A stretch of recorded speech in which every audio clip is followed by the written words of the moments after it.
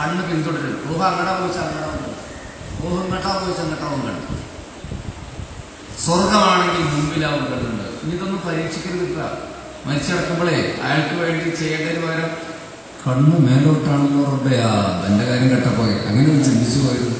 ഇതൊക്കെ ചില അടയാളങ്ങൾ. അങ്ങനെ ആയവരൊക്കെ നരകത്തിലാവുമ്പോൾ ഈ പറഞ്ഞതിന് അർത്ഥം വെക്കേണ്ട ഘട്ട ഒക്കെ ചില അടയാളം. കണ്ണിന്ന് കണ്ണുനീര് വന്നുകൊണ്ട് മാത്രം ഒരാൾ സ്വർഗത്തിൽ പോയിക്കൊള്ളണം എന്നും ഇല്ല. ഇതൊക്കെ ചില അടയാളങ്ങൾ ഇങ്ങനെ പറഞ്ഞുകൊണ്ട് മാത്രമേ ഉള്ളൂ. അല്ല നമ്മളൊരാളെ നിരീക്ഷിച്ച് അങ്ങനെ വിധി എഴുതരുത്. നമ്മളെ കുറിച്ച് വിധി എഴുതിയാൽ മതി. ഇതിനൊരു കുഴപ്പമുള്ളതെന്ന് പറഞ്ഞാൽ ഈ വിഷയം എവിടെ പറഞ്ഞാലും അതിന്റെ തൊട്ടടുത്ത ദിവസം ആ മഹലിൽ ഒരാൾ മരിക്കാറുണ്ട്. സത്യം. അള്ളാഹു ഖൈറാണെങ്കിൽ ആഫിയത്തോടു കൂടിയുള്ള ദീർഘായുസ്സ് നൽകുന്നതാണ്. പിന്നെ അതിന്റെ കൺപോള മേൽഭാഗത്തേക്ക് 2 ചുണ്ടുകൾ ചുരുങ്ങും. ചുരുങ്ങുന്ന ഒട്ടിപ്പിടിക്കുന്നല്ല.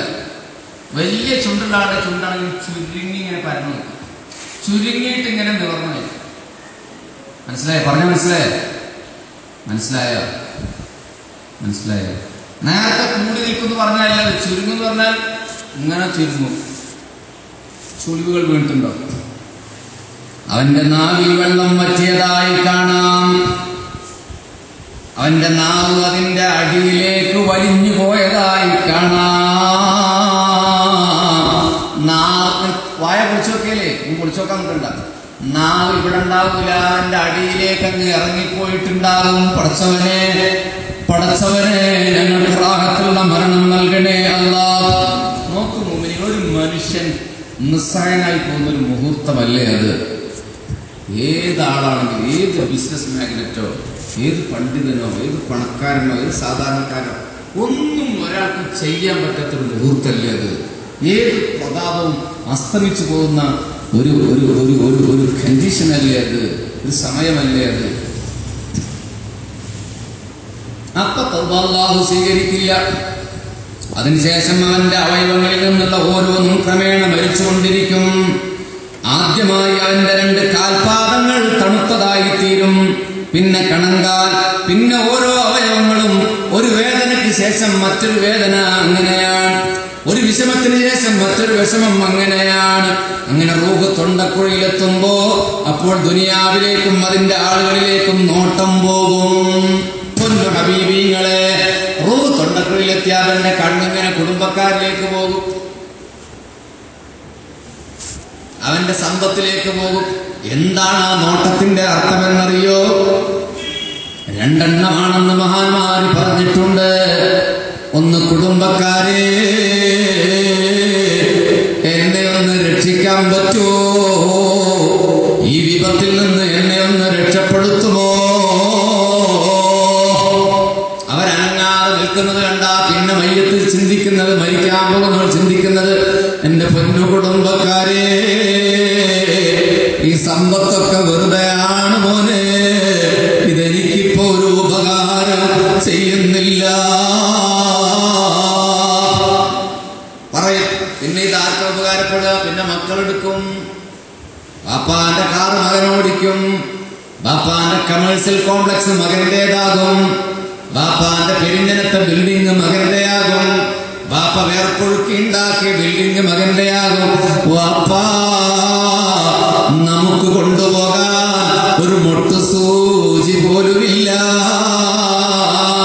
അതാണ് ആ നോട്ടത്തിന്റെ അർത്ഥമെന്ന് മഹാന്മാര് പറഞ്ഞിട്ടുണ്ട്. اللهم هون على محمد سكرات الموت. അല്ലാഹുവിന്റെ റസൂൽ പറഞ്ഞിട്ടുണ്ട്, അല്ലാഹുവേ സക്രാത്തുൽ മൗത്ത് ഒന്ന് എളുപ്പമാക്ക് റബ്ബേ.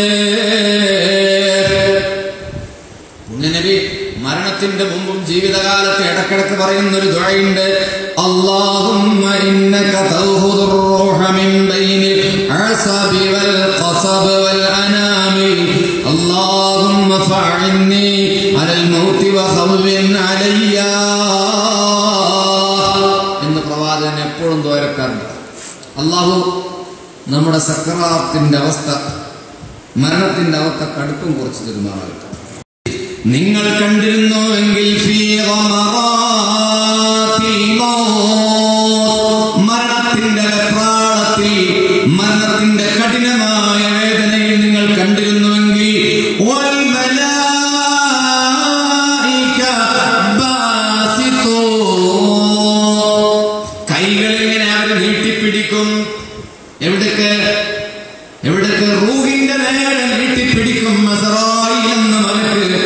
പറഞ്ഞു അഖ്രിജൂ അൻഫുസകും, പുറത്തിറക്കട, ആത്മാവിനെ പുറത്തിറക്കട എന്ന് മലക്കുകൾ വന്ന് ഗർജിക്കും. ഇതൊന്നും പുറത്തുള്ള ആൾക്ക് കാണാൻ പറ്റില്ല കേട്ടാ. ഇതൊക്കെ മരിച്ചുകൊണ്ടിരിക്കുന്ന ആൾ അനുഭവിക്കുന്നതാ. ഇതൊക്കെ പുറത്തുള്ള ആൾ കണ്ടിരുന്നുവെങ്കിൽ ഈ ലോകം എന്നാ നന്നായിരുന്നു. പക്ഷെ അല്ലാതെ അത് മറച്ചു വെച്ചു. ഈ പോലീസുകാർ പ്രതിയെ പിടിക്കുമ്പോ പറയുന്നത് പോലെ ഇറങ്ങടാ ഇറങ്ങടാ ഇറങ്ങടാ എന്ന് ആത്മാവിനോട് വിളിച്ചു പറയുമ്പോ ധീരരായ നല്ല ധീരന്മാരായ നമ്മളിലെ നമ്മുടെ ആത്മാവ് ചുരുണ്ടി പോകുമത്രേ. രക്ഷപ്പെടാൻ വേണ്ടി ശരീരത്തിൽ ഇങ്ങനെ ആത്മാവ് ചുരുണ്ട് കിടക്കും. അപ്പോഴാണ് കൈകാലുകൾ ഇങ്ങനെ വലിഞ്ഞു മുറുകുന്നത്. ചില മരണപ്പെടുന്നവർ കണ്ടില്ലേ കിടന്ന് പിടയ്ക്കുന്നത്, കാളമൊക്കയിടുന്നത് പോലെ ശ്വാസം മുട്ടുന്നത്. എന്തുകൊണ്ടാണെന്നറിയോ? ഇതുകൊണ്ടാണ്. മലക്ക് പറയും മല്യവോ, ഇന്നത്തെ ദിവസം ഉണ്ടല്ലോ, തുജസൗന അദാബൽ ഹൂർ, ഇന്ന് നിന്ദ്യമായ ശിക്ഷയുടെ ദിവസമാണ്. ഇന്ന് നിനക്ക് നിന്ദ്യമായ ശിക്ഷ പ്രതിഫലമായി നൽകപ്പെടുന്ന ദിവസമാണ്. ബിമാ കുന്തും തഖൂലൂൻ അലല്ലാഹി ഗൈറൽ ഹഖ് വകുന്തും അൻ ആയാതിഹി തസ്തക്ബിറൂൻ. അല്ലാഹുവിന്റെ ദൃഷ്ടാന്തങ്ങളെ, അല്ലാഹുവിന്റെ ആയത്തുകളെ നിങ്ങൾ അഹങ്കാരത്തോടെ ധിക്കരിച്ചില്ലയോ? പള്ളിയിൽ നിന്ന് ബാങ്ക് മുഴങ്ങുമ്പോ നിങ്ങൾ നിസ്കാരം മുടക്കിയില്ലയോ? പതുപതുത്ത തണുപ്പിന്റെ ഉള്ളിൽ സുബഹി ഖളാക്കി കിടന്നില്ലയോ? ടിവി ചാനലുകളുടെ മുമ്പിൽ ഇരുന്നിട്ട് ഹറാം കണ്ടില്ലയോ?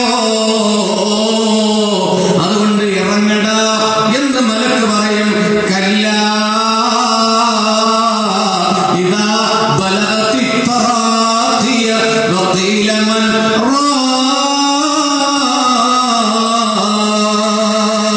വظن أنه الفراق والتفت الساق بالساق إلى ربك يومئذ المساق. അറിയുക, ആത്മാവ് തൊണ്ടക്കുഴിയിലെത്തുകയും വഖീല മൻ റാഖ, എവിടെയാണ് മന്ത്രിക്കുന്നവനെന്ന് ചോദിക്കപ്പെടുകയും.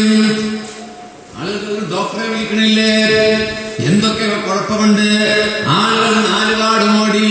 അതുവരെ അമ്മായിമ്മയെ ദേഷ്യമുണ്ടായിരുന്ന മരുമകൾ പോലും പൊട്ടിക്കരഞ്ഞ് എന്റെ ഉമ്മാക്കെന്തോ പറ്റിയല്ലോ എന്ന് പറഞ്ഞ് ബേജാറായി അടുത്ത വീട്ടിൽ പോയി പറയുന്നില്ലേ.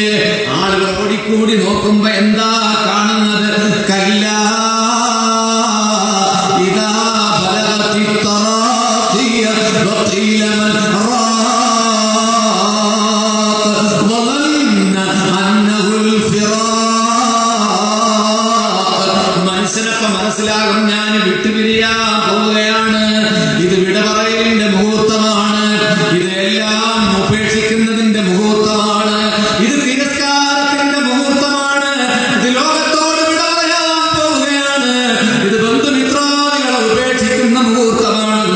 അതിലിങ്ങനെ മനസ്സിലാകും.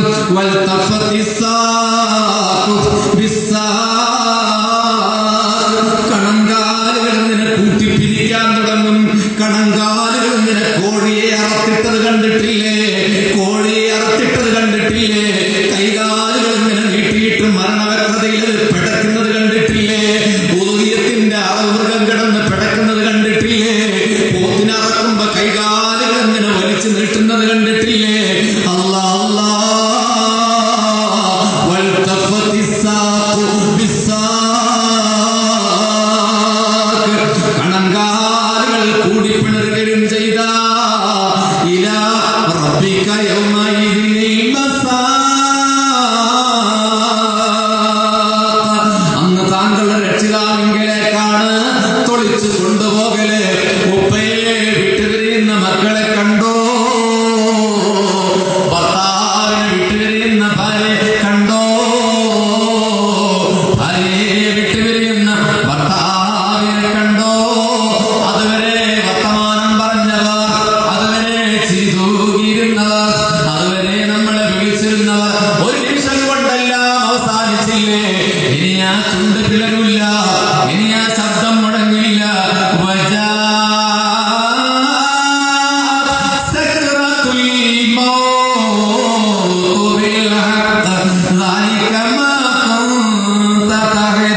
മരണത്തിന്റെ കഠിനമായ വേദന യാഥാർത്ഥ്യമായി വന്നിരിക്കുന്നു.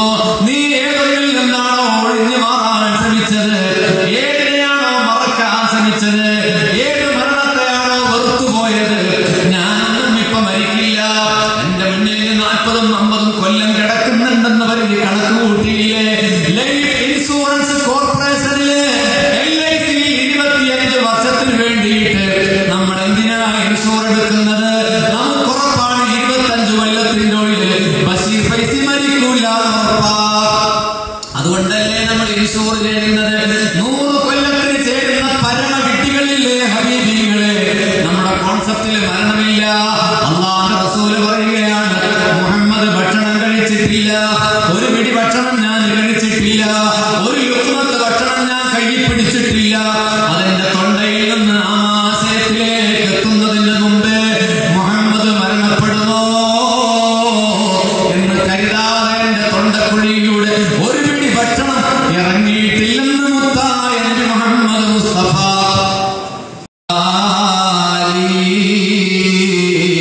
ഹുജ്ജത്തുൽ ഇസ്ലാം എന്ന് പറയപ്പെട്ട മഹാനാ ഇഹ്യാ ഉലൂമുദ്ദീൻ എന്ന് പറയുന്ന ഗ്രന്ഥം ലോകത്തിന് സംഭാവന ചെയ്ത പ്രതിഭാസമ്പന്നനായ ദിശാശാലിയായ അറിവിന്റെ സാഗരമാ ഇമാമുനാ ഗസ്സാലി അനിയനോട് പറഞ്ഞു, ഒരു ദിവസം പെട്ടെന്നൊരു ദിവസം പറഞ്ഞു, നീ കടയിൽ പോയി ഒരു 3 തുണി വാങ്ങിക്കൊണ്ടുവാ.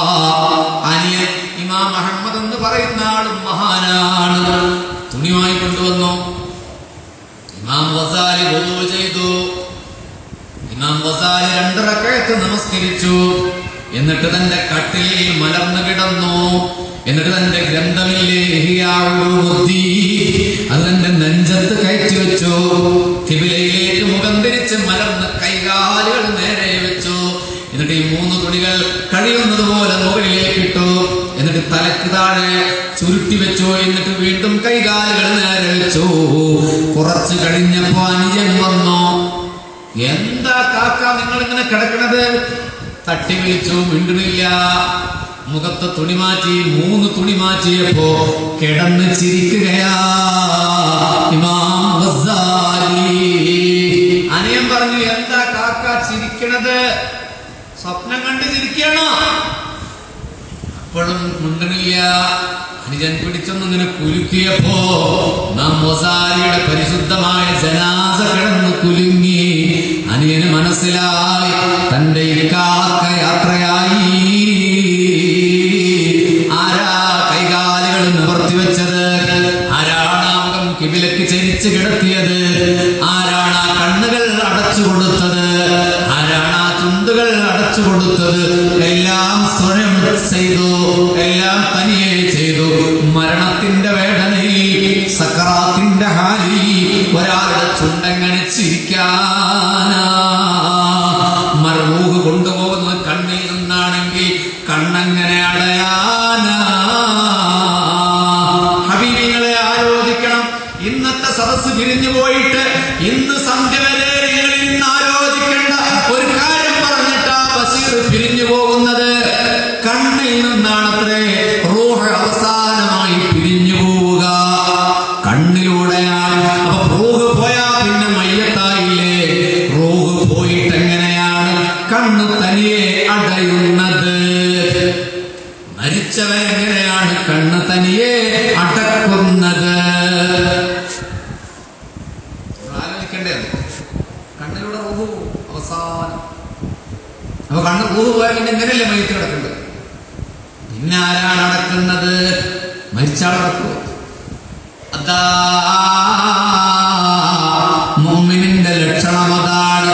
മലക്കുകളാണ് വന്ന് അടച്ചു കൊടുക്കുന്നത്. മലക്കുകളാണ് വന്ന് അടച്ചു കൊടുക്കുന്നത്. അതിന് വലിയ ആളാകണമെന്നൊന്നുമില്ല. ഈ നാട്ടിലൊരു മദ്യക്കച്ചവടക്കാരനായാൽ മതി. ഈ നാട്ടിലൊരു കൂലി വേലക്കാരനോ ഒരു കച്ചവടക്കാരനോ അധ്യാപകനോ അവർക്കും പറ്റും. അതല്ല മഹാന്മാർക്ക് മാത്രമല്ല, മലായികത്തിന്റെ സക്കീനത്ത് ഇറങ്ങുമെന്ന് ആയത്തിൽ വ്യാഖ്യാനത്തിൽ പറഞ്ഞു. മുഅ്മിനീങ്ങൾ മരിച്ചു പോകുമ്പോ അവരെ യാത്രയാക്കാൻ മലക്കുകളുടെ പട തന്നെ വരും. എന്തിനേറെ ഹബീബീങ്ങളെ, സമയമില്ലാത്തത് കൊണ്ടാ ഈ നിറഞ്ഞ സദസ്സും നിങ്ങളുടെ ശാന്തമായ ഇരുത്തവും പിരിവില്ലല്ലോ എന്ന സന്തോഷവും ഓർക്കുമ്പോ അസർ വരെ എന്ന് പറഞ്ഞു പോകാൻ കൊതിയുണ്ട്. പക്ഷേ സമയത്തിന്റെ കുറവല്ലേ.